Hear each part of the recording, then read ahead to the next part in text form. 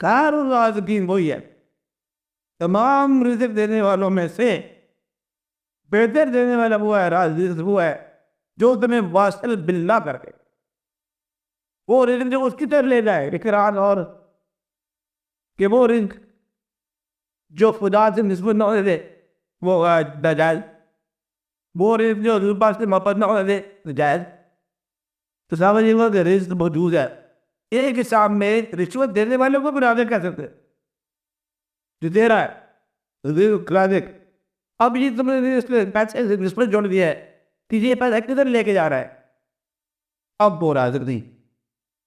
हमारा राज़िक़ मोमिनों का, मानने वाले का राज़िक़ अल्लाह होना चाहिए।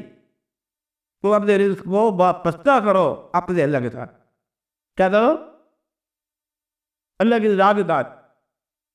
वह रिज़्क़ है हर चीज़ का दाव है, मैं बता रहा हूँ ना कि आप रिज़्क़ को जेब के माल से आज़ाद करो।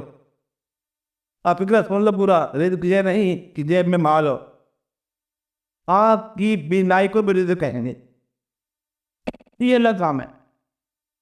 ज़हन के ख्याल को रिज़्क़ कहेंगे, दिल के महसूसात को रिज़्क़ कहेंगे।